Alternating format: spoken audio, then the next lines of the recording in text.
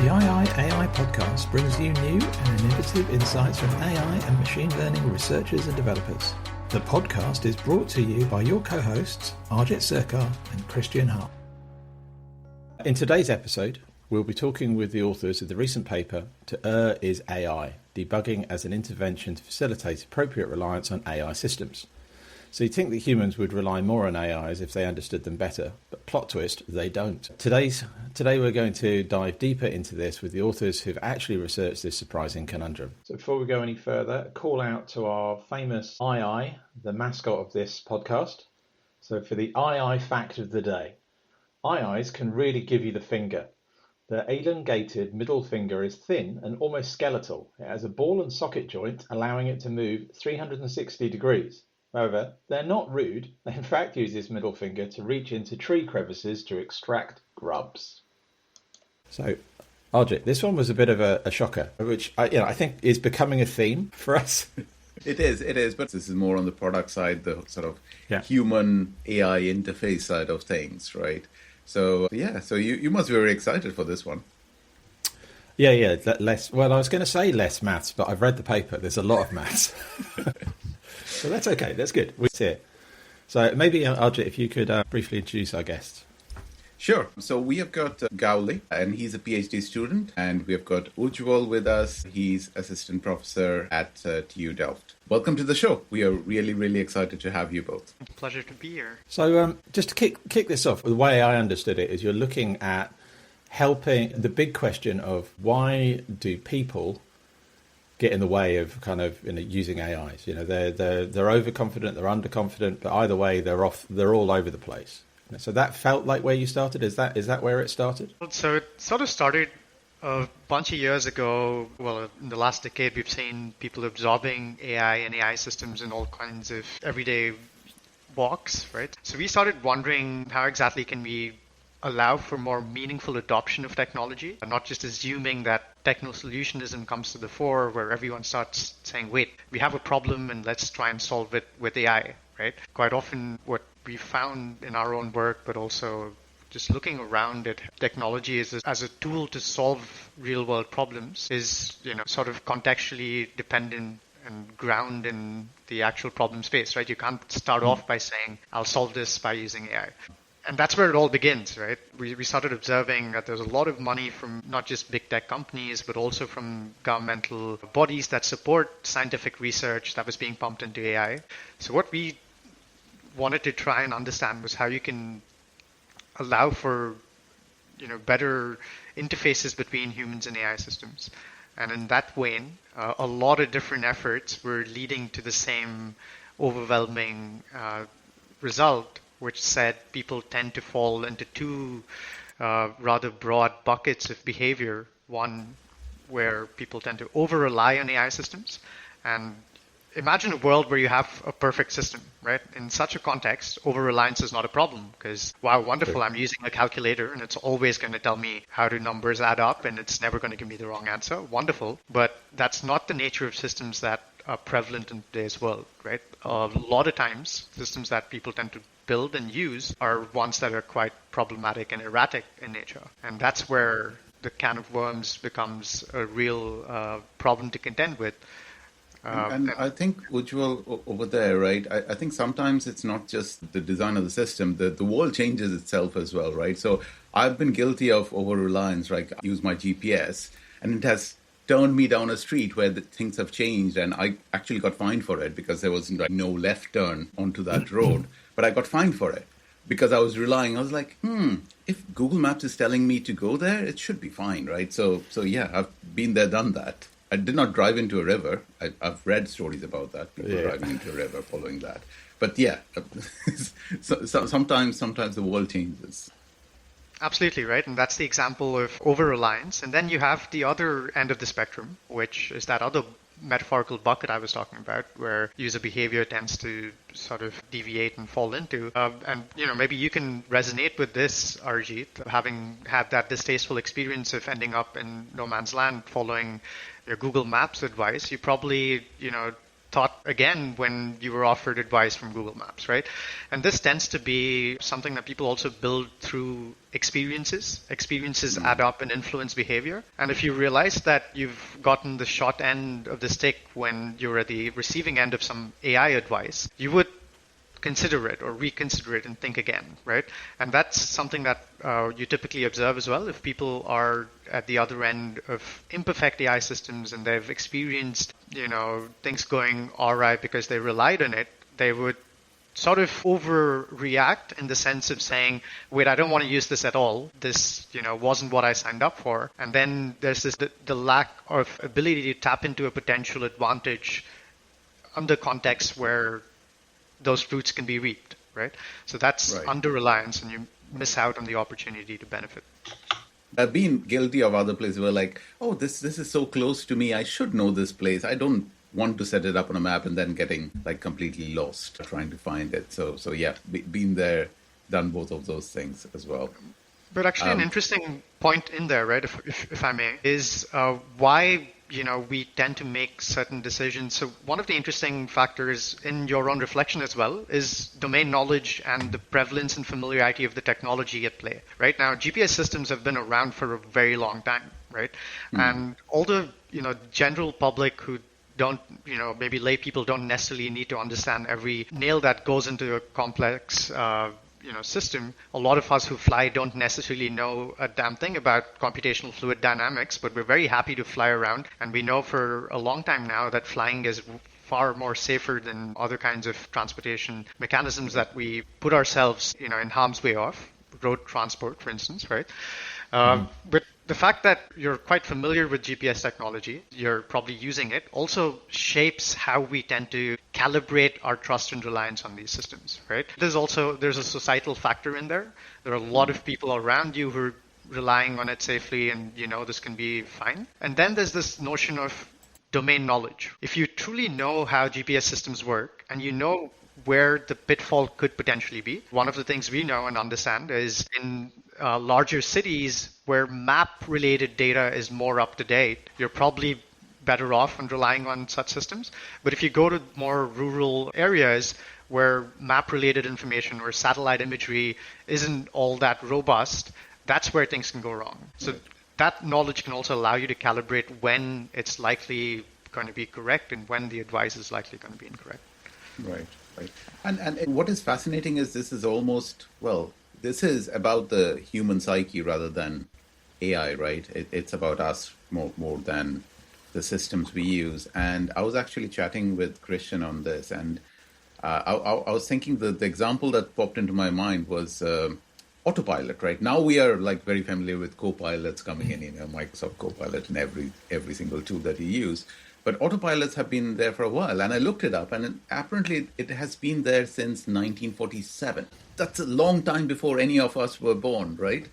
1947. I could not readily find any articles on this, but I was thinking there must be some stats as to how the adoption of that went. As a pilot, I want to land, my airport supports instrument landing. Autopilot has been there for decades. It's a stable system. Am I going to use autopilot or am I going to land it myself? That kind of decision making. Are we talking about something similar here? So I think there's a huge,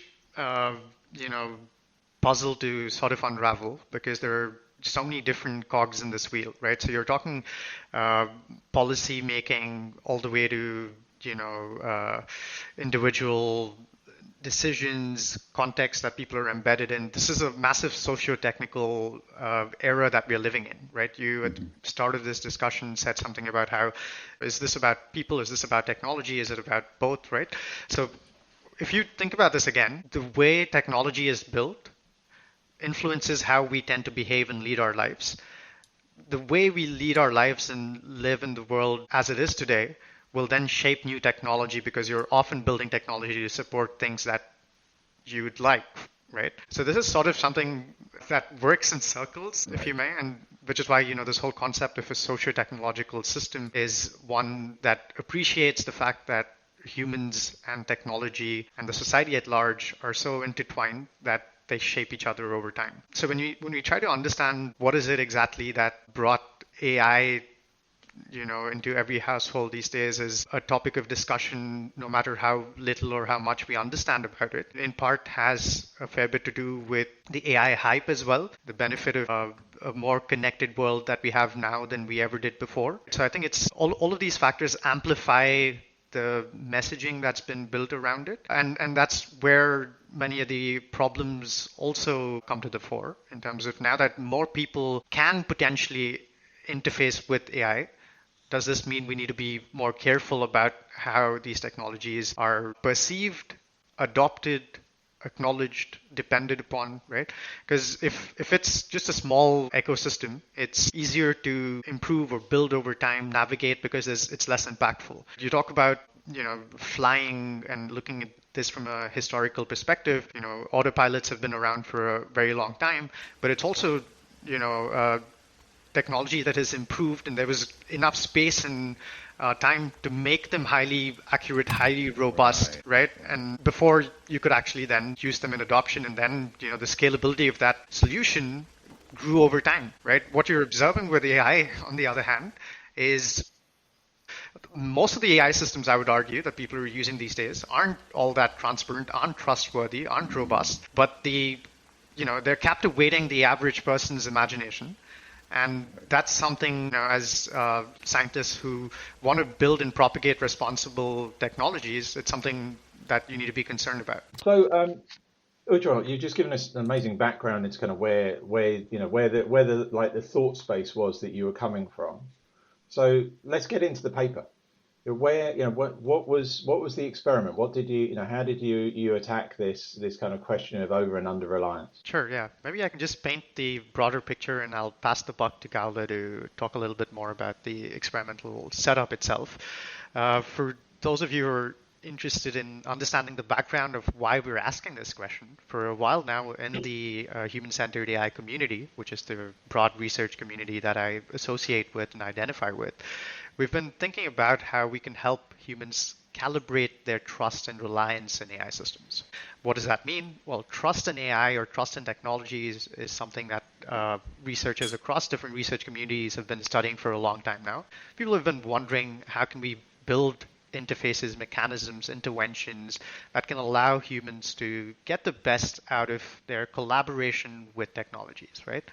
And with the whole proliferation of AI in different ways, as we were speaking about, this question found a new meaning and momentum because of how important and urgent it was. And many of us started looking at different ways of helping humans calibrate their trust, right? Imagine I'm building an image recognition model that is supposed to recognize or detect scenes in a particular context, right? Does the scene resonate with what a classroom would look like versus a bedroom or a kitchen, right? And now I take this model that I built and developed in, say, the western part of the world and deploy it in the East, where these scenes could look completely different. The kitchens in the East are probably quite different. The salient facets that would identify or help you identify a kitchen would be quite different, right? Yeah. For humans, it's rather easy or relatively easier to identify those nuances and still observe those scenes and recognize them accurately. It becomes far more difficult for machines that we're building, right? Those are the sort of, nuances that are difficult to observe about ourselves and our environments, right? Because as creatures of habit, we tend to make a lot of shortcuts to just deal with the world that we're surrounded by, right? So yeah. That's where the complexity of the problem comes from, right? Why do you want to try and come up with ways in which you can help people better trust systems, and how can you come up with better reliance behaviors, right? So that's the background. And Gaole, I'll pass this on to you to talk about our very experiment.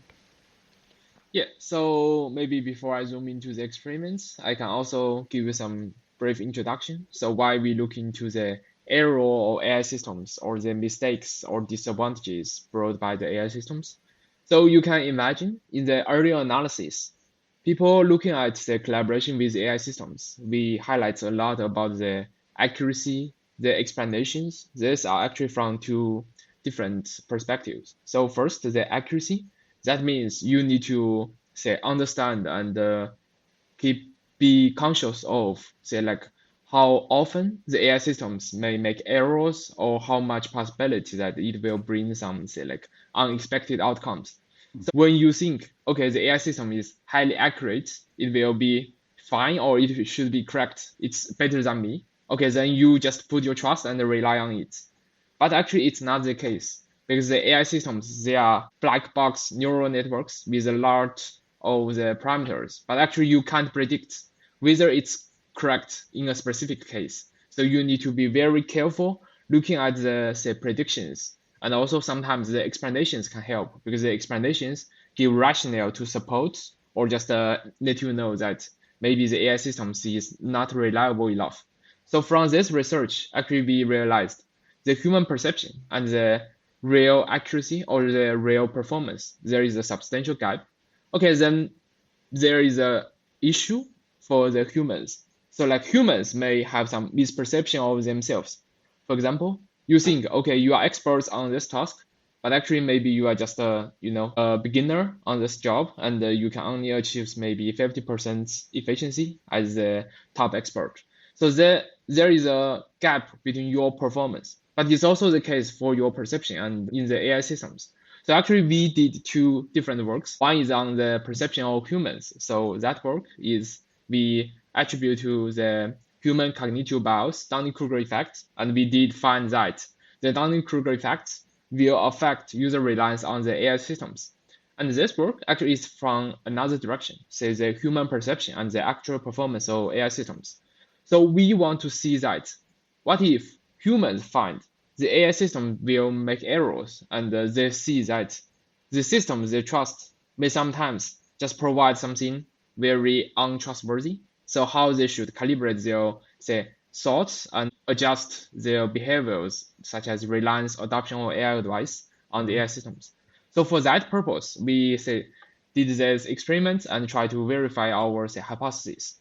So here we choose a task which most people can do. It's just give you hotel reviews. We ask you to detect whether it's written by the real customers or it's just faked. But now this task should be easy for most people. But actually, we also notice that in the existing work, we find that machine learning systems, they rely on specific patterns to do their prediction jobs. So for example, the data set we used is actually published from an existing work. So they find that when there are specific words like the, say, for example, Chicago or something mentioned, it's highly possible that the AI systems is misled to think it's genuine. So we also provide the guidelines how you should detect when the hotel reviews are actually facts or when the hotel reviews are actually genuine. And then we actually show both the guidelines and how AI systems work on the tasks. So based on the guidelines, you can detect, okay, maybe at this task, AI systems are actually making errors because actually they don't detect some necessary patterns. So actually we want to see that how humans will behave after observe, say, AI systems actually making errors and making errors based on their own knowledge. So here actually we have two parts, the guideline tutorial to help them understand how they should work on the task, and the explainable AI, how AI systems actually work on the tasks. Based on the learned guidelines and learned domain knowledge, they will figure out, okay, maybe at this task, AI system is not trustworthy, then let's see how they will adjust it. And we also set up like a session to detect how well they can really detect the errors of AI systems. We just show them several tasks finished by AI systems, and they are supposed to detect whether AI systems do the correct job or not.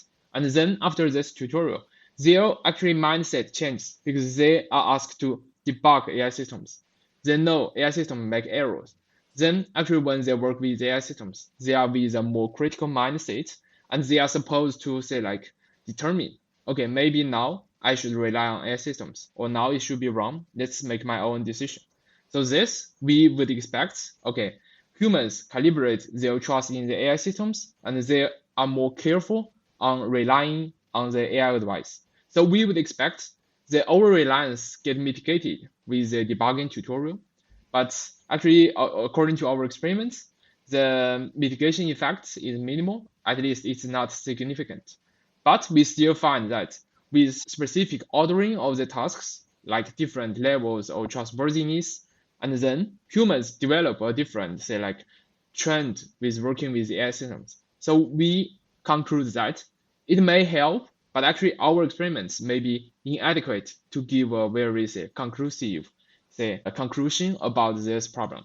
So that's what we found. What order of operations was more successful, or which, because you just said there that you did different ordering, and some of them worked better. So what does that have an effect on it in terms of ordering? So actually we find the decreasing impression ordering works better. That means you put the good tasks at the beginning and then show them the bad case. And because actually Okay. here actually we did mention that maybe it's something about first impression. When your first impression about AI systems is they making errors, then actually you may say just your trust is totally broken and it's very hard to repair.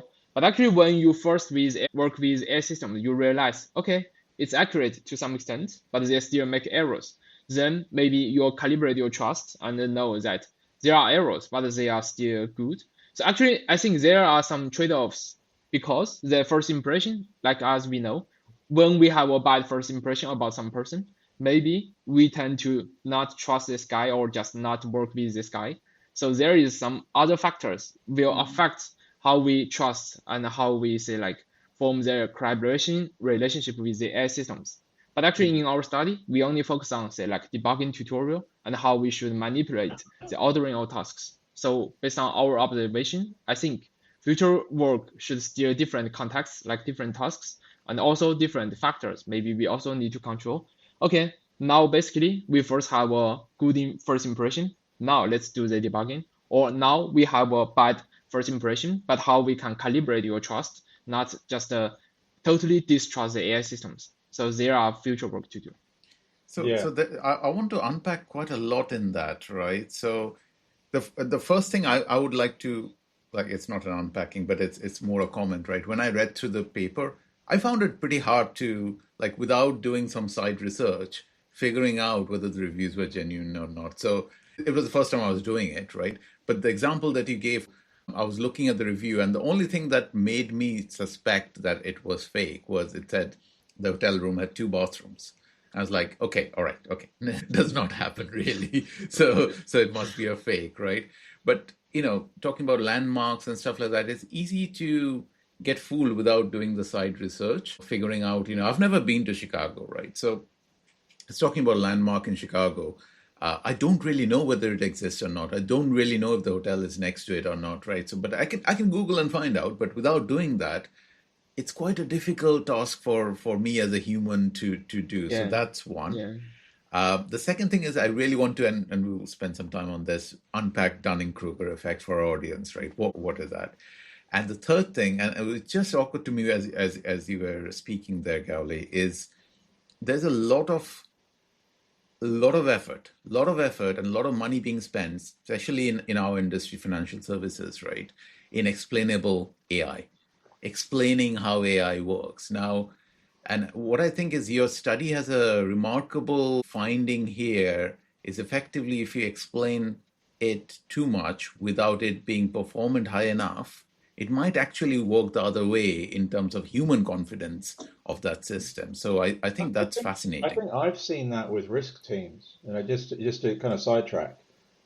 I think in certainly in financial services, because it's financial services has advanced risk teams from the start. It always has done. Other industries are rapidly building risk teams, and it's new to them.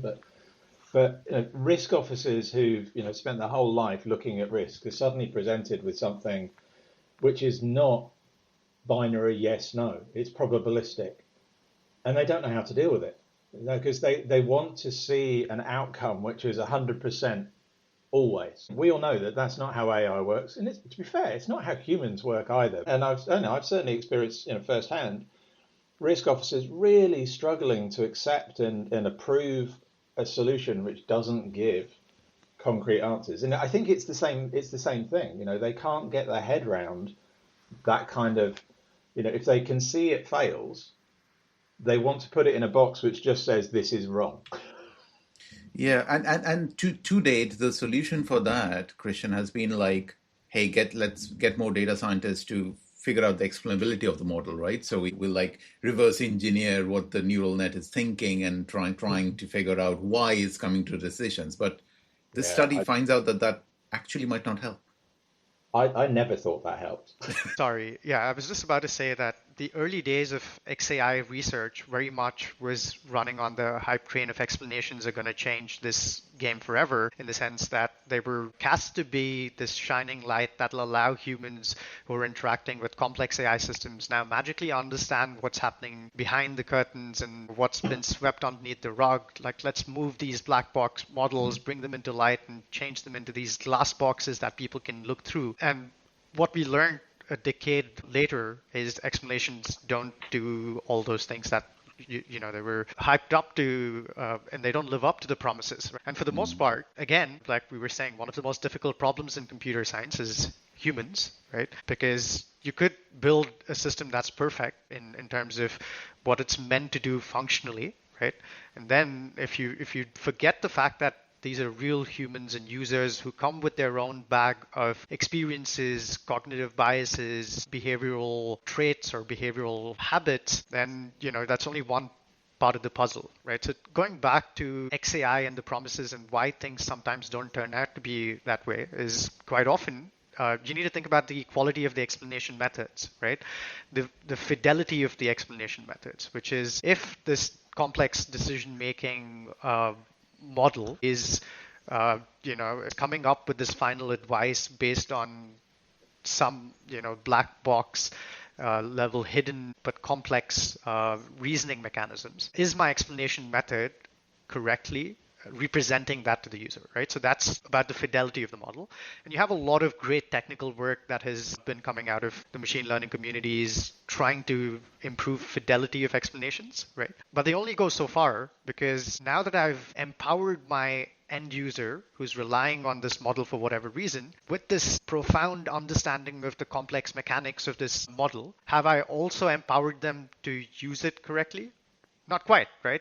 You've given them an impression of what's happening, right? And quite often it's people who don't necessarily have the domain knowledge or the years of training and learning a particular science to really catch on to all those nuances, right? So how can you then support them to at least use these systems in a meaningful way for them, right? That's the big question. What is a meaningful way for one user can be a completely different notion for someone else. So there is this need to personalize and adapt how somebody can use a particular system, interact with that system to reach what we can imagine as being this area of optimal collaboration between a human and a machine, right? The whole idea of interacting with an AI system is that there is something profitable out of that endeavor, which is why we often say trust is not the goal. Your goal is, or should not be, the goal, right? Quite often when we come across these kinds of conversations, especially in the context of industry and tech, people try to drive trust in technologies, and that shouldn't be the goal, right? If you just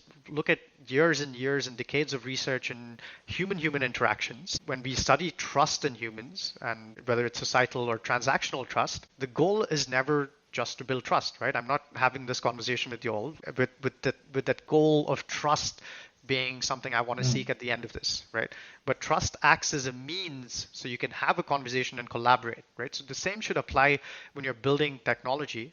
Our goal shouldn't be to increase trust in AI systems, but to calibrate it in a way that can then create grounds for collaboration, right? Why? Because collaboration can potentially lead to improvements in productivity or solving problems that you couldn't previously solve. And XAI, for the most part, sometimes deviates from that goal, because now you're presenting users with a so-called explanation that somehow is supposed to or meant to help you out. And that creates this, an illusory sense of explanatory depth, right?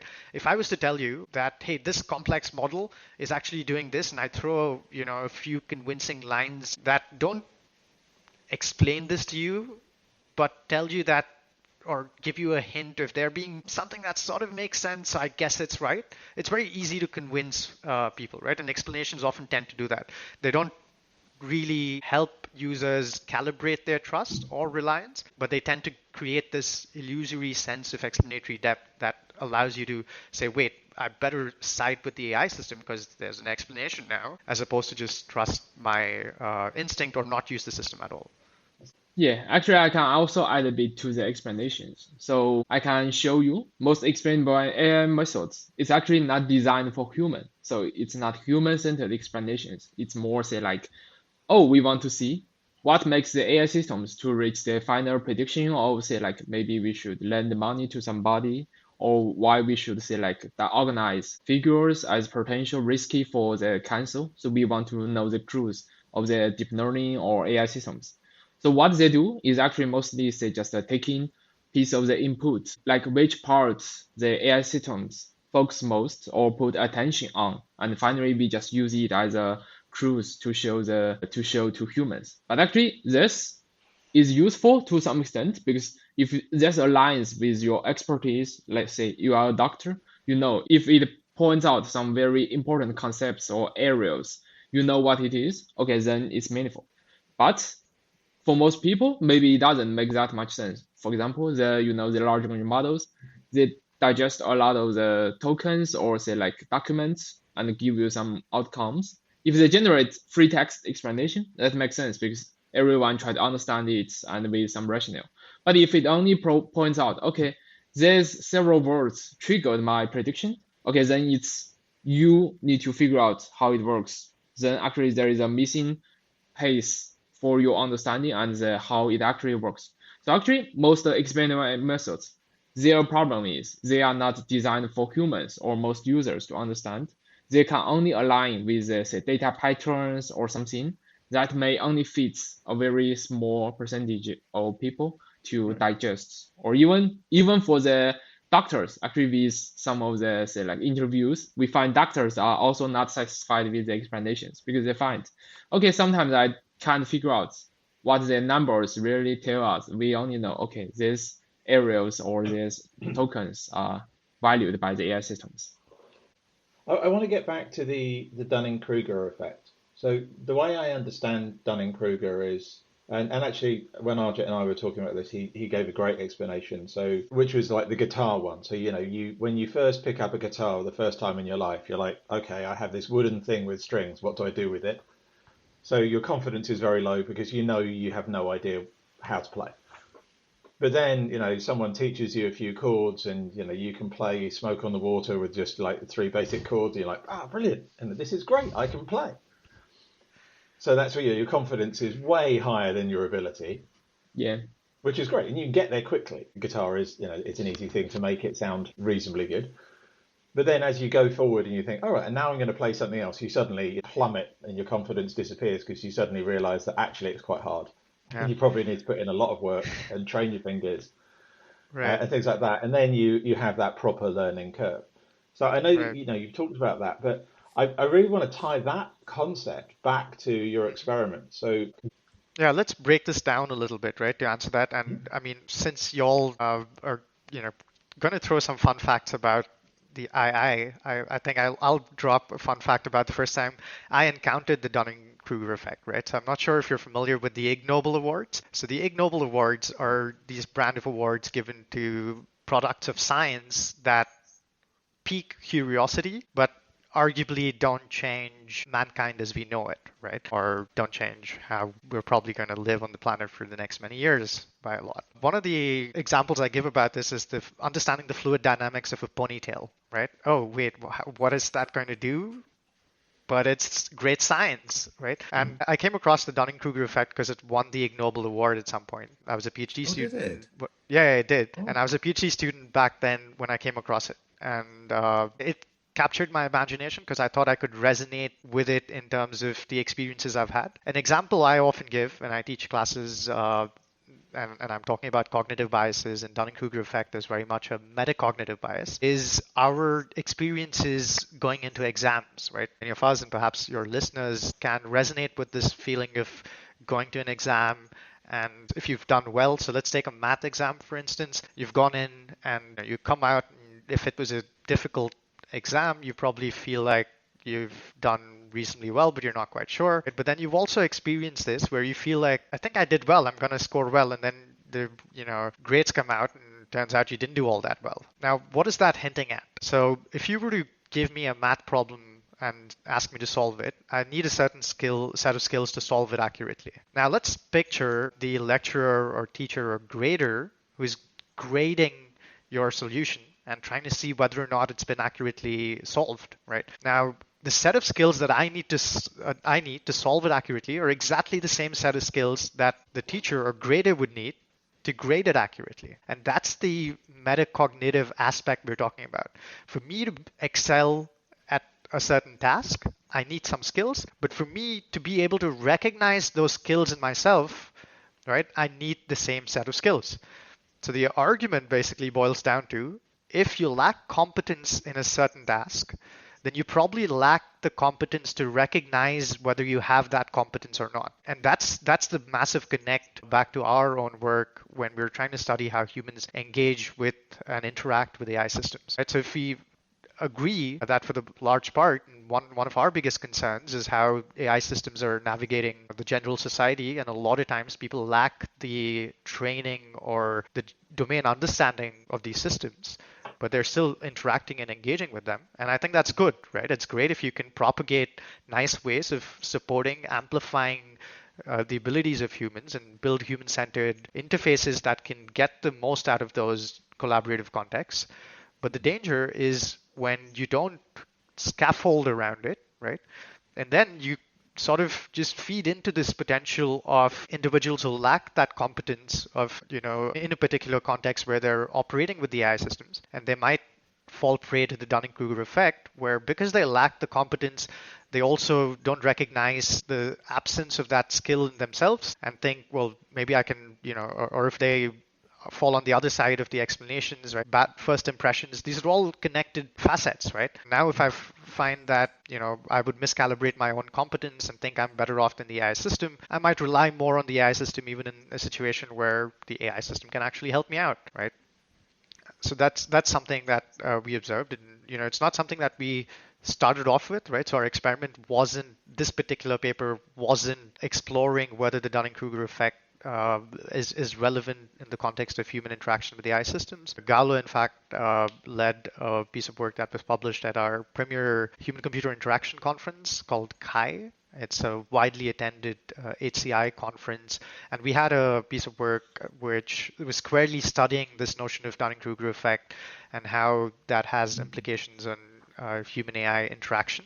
But this piece of work wasn't necessarily studying it, but we did observe the Dunning-Kruger effect in play when we looked at all the bracket of participants we had in the study and tried to put them on the pedestal in terms of their performance, right? And then we divided our participant pool into what are called quartiles, basically based on their performance. And then you can look at the top performing individuals and attribute this notion of them being competent in this task, and maybe the ones that were least performative in terms of their accuracy as being relatively less competent. And then when we made these comparisons of their performance, but also how they self-assessed themselves, it became apparent that the Dunning-Kruger effect probably has something to say as well in terms of explaining and helping us interpret our observations. That's a brilliant explanation. Thank you so much. Remember that at the onset, our whole idea was to try and induce critical mindsets amongst participants so that while they engage with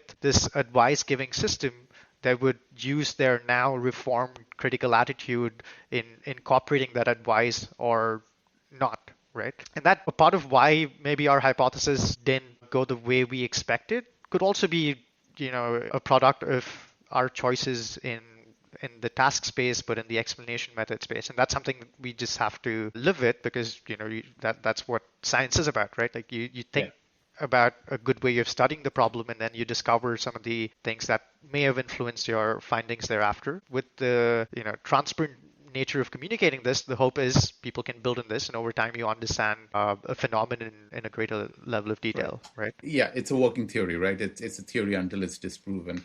But my question was more about, do you have any plans to further on this in the future? Yes, in fact, we do operate on a battery of different types of real-world tasks, right? So in our own work, so there are several people in our group, and I'm speaking from the experience of having worked in this area for a long time, but also with a number of PhD students. Gaole himself in his own work has been looking at a number of different tasks as well. We've looked at things like loan predictions. This might interest you, Christian, talking about financial services, right? So a loan prediction is one of these tasks where AI systems have been increasingly adopted. For instance, should a particular loan applicant or application be approved or not, and based on what grounds, assisting experts who are making these decisions has gone a long way in increasing efficiency so far.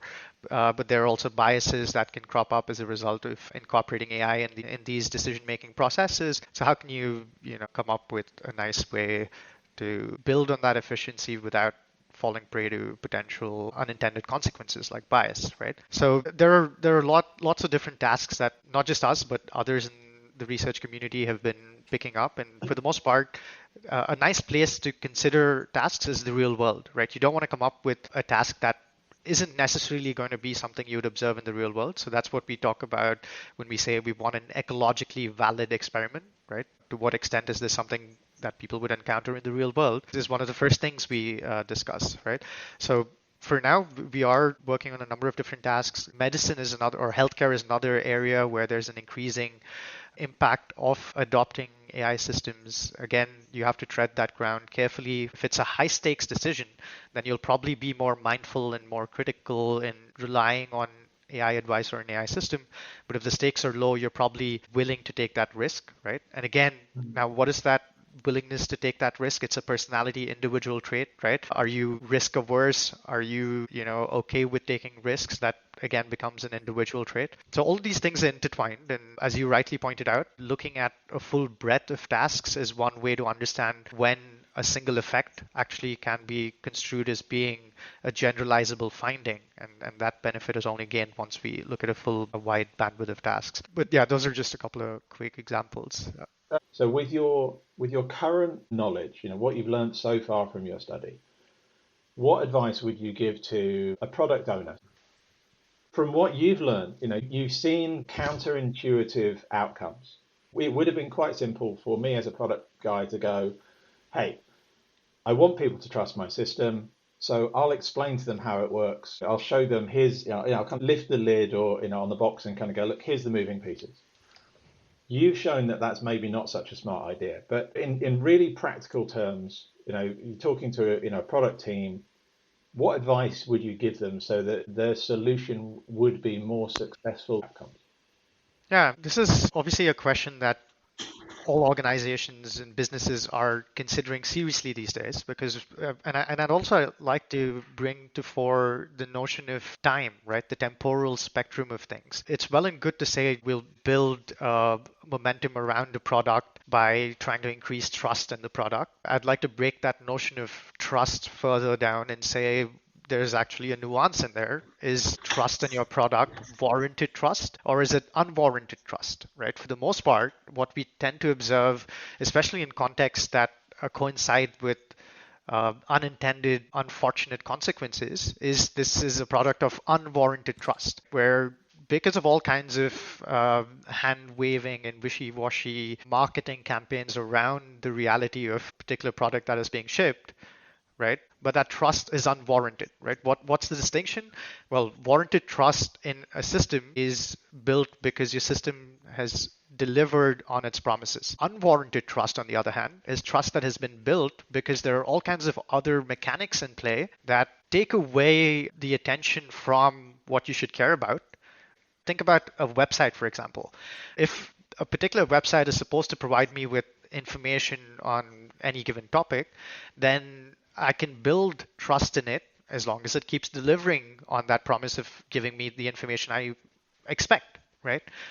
Warranted trust. Unwarranted trust, right? Make this website look absolutely magnificent, build it with responsive, it's beautiful, and it creates this illusion of a competent authority that is behind it.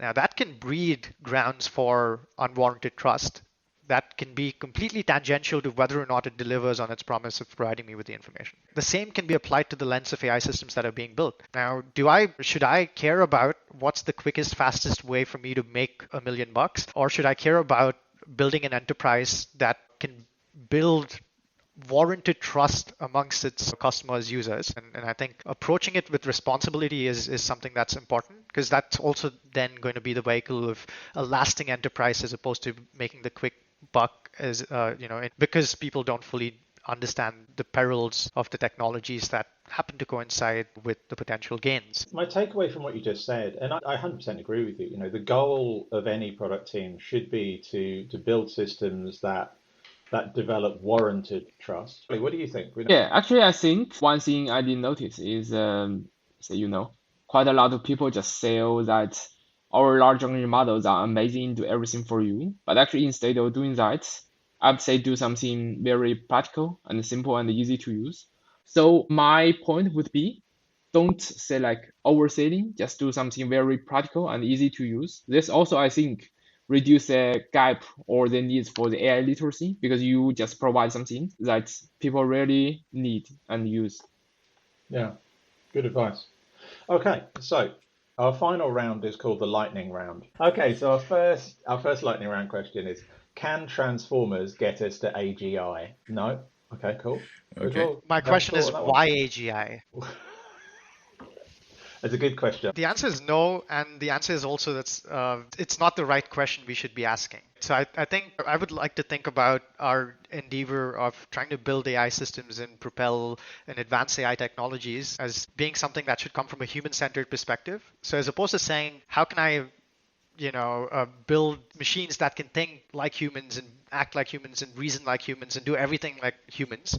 How can I build technology or technical systems or pipelines that can amplify my experience, that can improve my experience, that can support me in tasks that I'm already doing, is probably really important to think. I'd like to speak about one, notion I'm a massive fan of. It's something that I first came across from John Zimmerman, who's at CMU in the US. He spoke about the AI innovation gap in one of the visiting talks he gave here at TU Delft, where he brought light to the fact that we as scientists and technologists and engineers often try to take the shiniest new hammer out there, so think large language models these days, and try to solve the most difficult problem that exists. As opposed to doing that, if you can, and there are a number of different technologies, and it's not just machine learning or AI that I'm talking about that this can apply to, you could apply some of the extremely reliable methods or models that are available to solve maybe some less glamorous but highly impactful real-world problems, right? And I think that should be our collective endeavor, as opposed to necessarily wondering whether AGI is away from us in 5 years from now or 10 years from now, which is probably not the vehicle of change this world needs. I 100% agree with you, and I think RJ's probably laughing because I 100% disagree with that, but I'll come after Christian. Go on, Christian. I was going to go that I agree because, from my experience using AI and getting the most value from it, was doing simple things. Simple is probably grossly insulting to the poor data scientist who spent 6 months working on it, but simple use cases, well-defined and constrained use cases. That's where we got the biggest results, the best results. I think both of you are looking from a practical perspective, right? You're trying to go towards a goal, and you're saying that, okay, and you are practical, and you're right? In that perspective that AI is a tool. But I think the reason I disagree is we are discounting the human psyche, right? And I think AI, for many, including myself, is a unique way of trying to figure out how the software works. Because guess what? We can cut a brain, but we don't know how the brain works, right? So you're discounting that bit, right, as a goal. The complexity is sometimes a driver, because it's a challenge. It's a unique challenge that we go into the unknown for. So I'm going to represent that voice as well. It's a good one. Okay, RJ, do you want to ask the next lightning question? Sure. Yeah, I think I already know the answer to this, but should we keep training larger foundational LLMs? Well, the answer again to that, I guess, as you suspected, is a resounding no. Gaole? And then I have something to add to this, but I'll let Gaole take it. Yeah, actually, I would separate these concepts to different people. So for companies, if they are, say, like contributing to social well-being, wasting their money to do the trials, I would encourage them to do, because they have the resource. But actually for the average researchers, or say like most people, I don't think that's a good solution because you need to spend a lot of time and efforts to just understand what's happening. But actually, it's not what you are expected to say like do. What you should do, I think, is still working on your jobs and try to pick up how AI systems can actually amplify your experience or just improve your efficiency. I think that makes us better. So I think I'd like to tackle that question from a higher level of abstraction, because I think quite often it's easy to paint ourselves in the comfortable confines of our immediate disciplines or our immediate surroundings. If you were asking me this question from a purely technical perspective, from the lens of computer science and how it has changed, of course, thanks to scaling up compute, we've realized the potential of generative AI. OpenAI probably being the big exponent of that allowed for us to understand what is truly possible in the sense of building intelligent machines. But I think studying that and talking about that and having this conversation in those confines is problematic from how I look at it. Case in point, think data centers. And there are lots of well-documented today, thanks to some restless work from amazing journalists like Karen Howe and others, and scientists like Kate Crawford, right, who's tried to document every single pebble that is turned and flipped when, say, a company designs a product like a digital assistant. What exactly is happening? What's the entire supply chain like? What are the unexpected consequences? What are the untold stories? How many millions of people are affected as a result of that? So Karen Howe did an excellent piece recently in The Atlantic. I'm guessing some of you have come across it. Not to throw shade on one of the big tech companies, but it studies some of the promises made by a big tech giant and how they fall apart when it comes to the ground reality of the actions they take. Right. So I think it's important to broaden the conversation. So of course, there's enough evidence that suggests scaling up works really well, and large compute can lead to potential scientific breakthroughs. But I think the big question there is at what cost? At what cost are we willing to go after the scientific? Again, it's the Oppenheimer conundrum sometimes, right? That becomes a relevant conversational point. No, it's good. I like it. But so what we'd like to know here is just if you can suggest to the audience, who should they follow? Who should they listen to? Who are you following that you think is, you'd recommend and think is just a really great person to, add to your follow list? Yeah.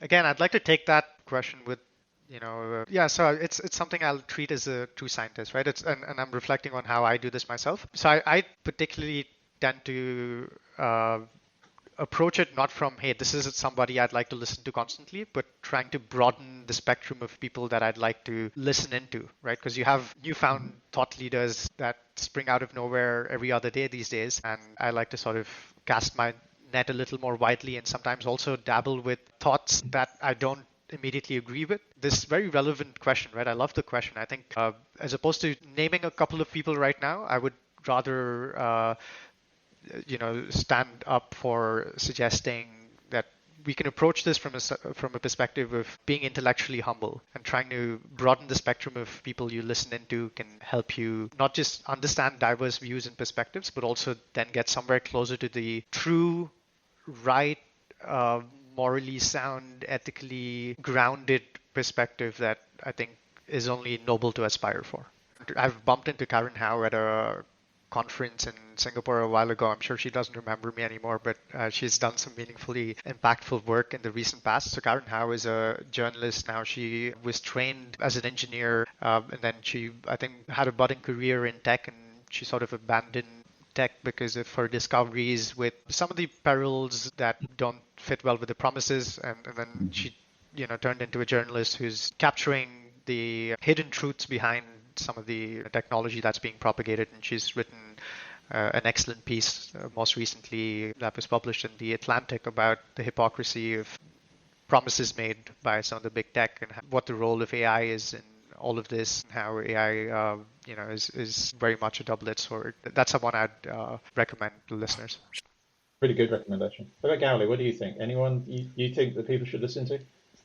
To be honest, I don't think anyone is everyone has their own interests or other factors will impact. So I would say if you really want to know the thoughts, you just need to maybe check different people with maybe even conflict in their interests. Okay, cool. That's fine.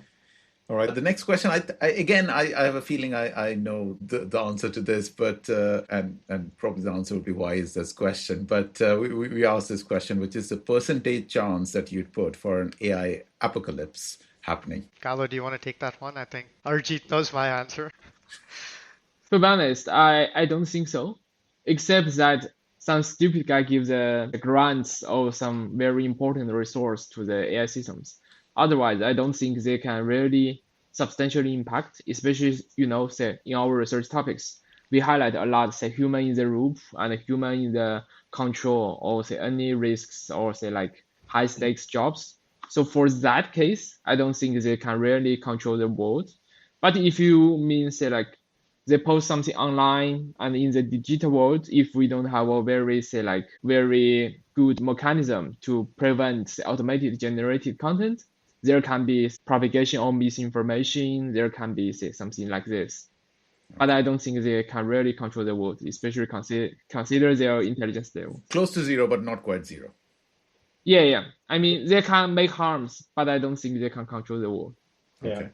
So I think I agree. I think there's a theoretical probability of that happening. Of course, theoretically that's possible, but I would vote for good conscience and humanity to prevail over that battle. And I think another, I'm an advocate for having conversations that are a little more tied to the reality. And I think, one of the issues I take with, I think general conversations, they're often taking place at the two extremes, right? Is AI going to rule the world versus is AI the silver bullet that will solve all the problems? And I think the reality is somewhere in between.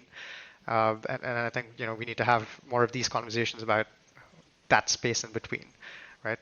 What's interesting in this question, we regularly talk to people who are at the top of their game in the AI world, broadly speaking. What's really interesting in asking that question about, the percentage of an AI apocalypse is the answers are wildly different. Yeah. You've got very pragmatic, measured answers like you two have just given. The guys we interviewed the other day, in fact, the episode we published just the other day, they were giving like 26 and 30% chances of an AI apocalypse. And, that's a very, very high material percentage of risk. And admittedly, these guys work in AI risk, so they're carrying their own bias because they look at dangerous behavior every day. That's what they study. And the thing is, Christian, this is a loaded question, right? But I think this is almost saying that how much faith do you have in humanity, right? Because as Gaole, exactly. you said, right, some human has to actually either create an AI or give AI the powers to the nuclear codes or whatever it is. Yeah. But how much faith do we have in human beings being able to not do that, right? So this is probably a hidden question for that. Yeah, absolutely. Yeah, 100%. I think indeed, right? I think which is why there is a theoretical possibility of that happening. But, as long as we believe in, the general good of a human who's in control of moving the large levers, that's probably why it's a close to zero probability in my view, right? So the last question is about your favorite model, technique, language. So this is kind of a technical, kind of a data science one, but from whatever your domain of experience is, what's the tool, the technique that excites you? I'll take this one from the technique standpoint. And, we've been grappling in the XAI space for a while and human AI interaction and trying to build appropriate reliance. So from that standpoint and in the spirit of the conversation we've had today, I'd like to shed light on this relatively new, but I think highly potentially impactful technique called evaluative AI, which was proposed by Tim Miller, who is now at the University of Queensland.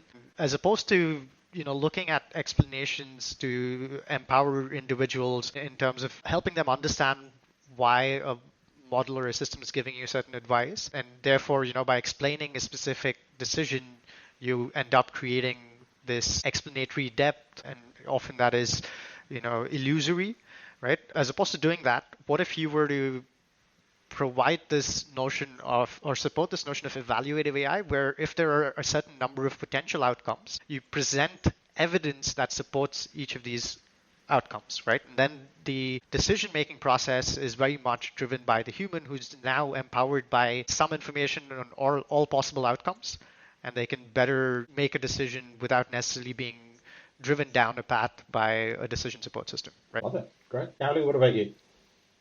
Actually, you did mention the line chain, the agentic flow stuff. Actually, I did get some interest in it, but not sure it really say like it's a final choice for us to think the AGI or stuff. But in my mind, I think in the recent maybe 5 years, it seems like very promising because as with LLMs or something as a control module, and you can provide many tools for them to do different jobs for you. And the good thing is actually we have very sophisticated tools for different applications. If we really have a like language understanding module or say like query control module, then actually you can actually do a lot for us. I think from this perspective, I think in the next several years, agentic workflow or the AI agents, they will make some impact. Maybe in the later research, we will find, okay, there are even more advanced formal AI systems. So let's see. Okay. Thank you so much. This has been a fascinating conversation, and you two have been brilliant guests on the podcast. So thank you once again. Thank you for coming. Thank you for accepting this invite to come over and talk about your paper and about the broader AI human interface in general. This has been really valuable, and I think it's very valuable for any AI product managers out there as to how they're designing the products and the reliability and the explainability of the AI. Thank you so much for having us. You've really shown us the value of being thoughtful. I think it's a really powerful takeaway. Appreciate it. Also glad to hear what you want to know and what you are really interested in. Brilliant. Thanks a lot, guys. Really appreciate it. Thanks a lot.